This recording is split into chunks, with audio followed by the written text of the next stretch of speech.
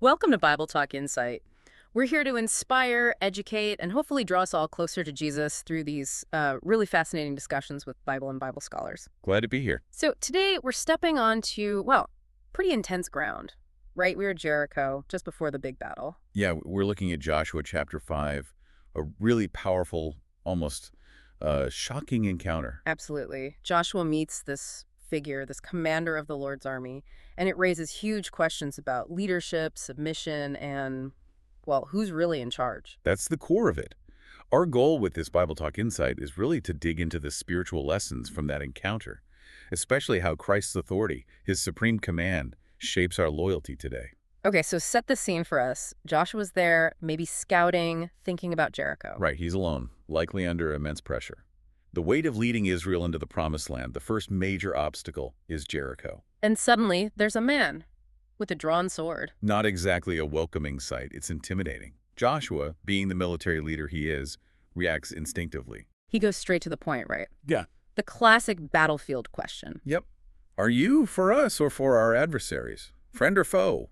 Whose side are you on? It's a very human, very practical question in that situation. But the answer he gets isn't practical, it's something else entirely. It completely flips the script. The figure doesn't say, I'm for you or I'm against you. He says, nay, but as prince of the host of Jehovah am I now come. Nay. Just that one word first. It stops Joshua in his tracks. Absolutely. It basically says, your categories are wrong, your question misses the point. He's not there to join Joshua's fight. He's revealing who he is, the commander. Exactly. He's establishing the real hierarchy. The conflict isn't ultimately about Israel versus Jericho. It's about something much bigger. It's about God's purpose, his reputation, his authority. Is that what you're saying? Precisely. The commander's presence means the focus shifts from Israel's needs to God's sovereign plan. It's not, are you on my side? It becomes, am I on his side? Wow. That's a huge reorientation. And then comes the command. Yes, echoing Moses at the burning bush. That's unmistakable. Put off thy shoe from off thy foot, for the place whereon thou standest is holy. Suddenly, this patch of ground outside a pagan city becomes holy ground. Why? Because the divine commander is present. It moves from a military briefing to a sacred encounter. Taking off shoes signifies reverence, humility, Submission. Recognizing you're in the presence of overwhelming holiness and authority. It strips away the warrior identity for a moment. And how does Joshua react? Does he argue? Ask for credentials? No, not at all. It's immediate. The text says he fell on his face to the earth and did worship. Instant recognition, instant submission. And then he asks the right question, not what's the battle plan, but what saith my Lord unto his servant? He completely accepts the new reality. He understands who's in charge now. That reaction, that naturalness and adoration, as some Bible scholars describe it, it's the model for us, recognizing divine authority and submitting fully. Okay, so let's talk about who this commander is. Bible and Bible scholars generally connect this figure To Christ himself. Pre-incarnate? Yes. But this is widely seen as an appearance of the Son of God, the Prince of the host of Jehovah, So this isn't just an angel. This is the leader of all heavenly armies. which places this battle, and really all of Israel's struggles, into that much larger context. The great controversy. The cosmic conflict between Christ and Satan, good and evil. Right. This encounter is a battlefield glimpse of the true general, and it connects to why he must demand total allegiance. Tell us more about that connection, the origin of this conflict. Why is allegiance so central?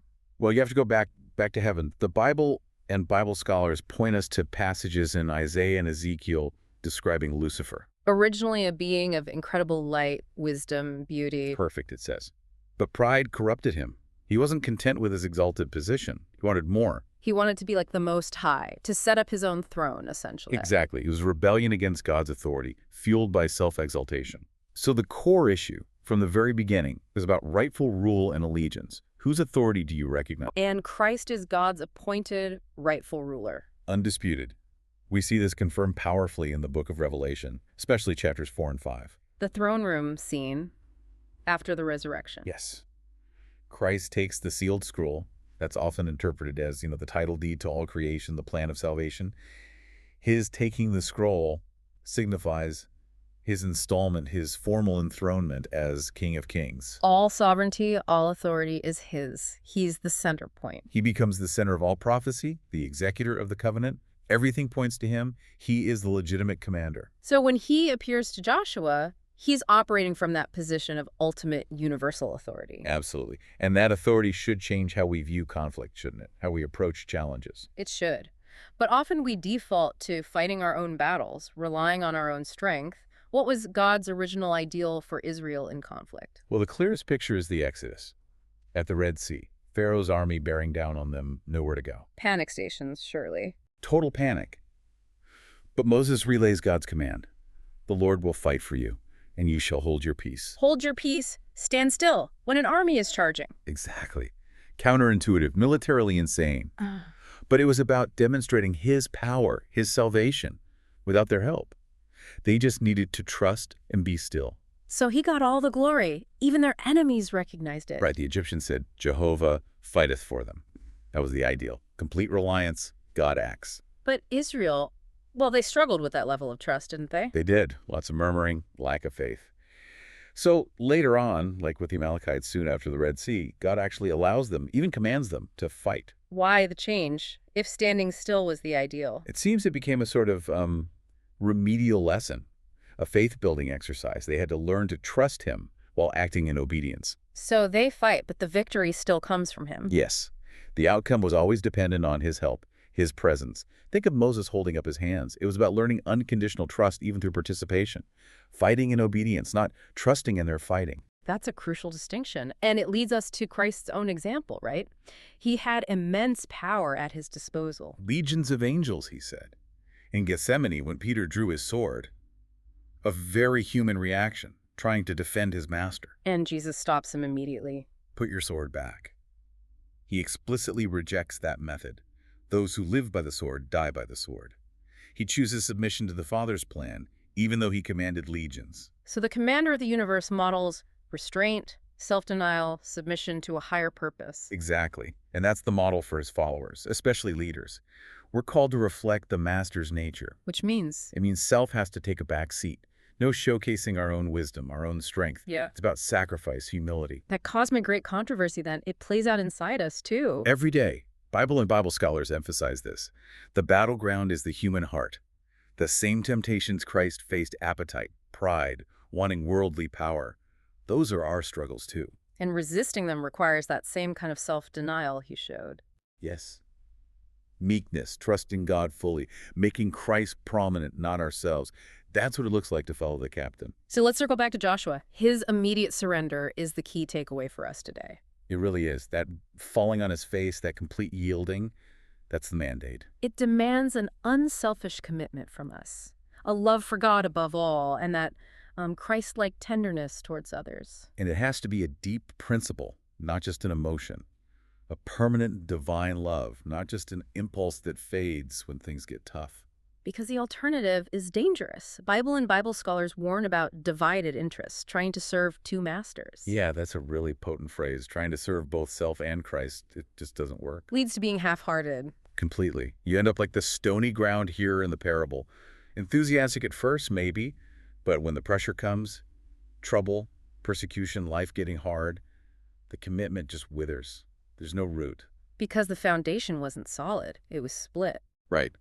If we aren't wholly consecrated, dedicating everything to him, we won't have the spiritual resilience to endure the real tests. So what does that total consecration look like, practically speaking? It means bringing everything we have, our minds, our bodies, our talents, our time, our resources, and laying it down for his purpose, for his glory. Using all our God-given gifts for his work. Yes. And seeing that work, primarily, the salvation of others, helping people connect with Jesus is the main thing. Everything else has to be secondary to that great focus. Holding every other interest inferior, as the sources put it. It sounds demanding, but there's a promise there too.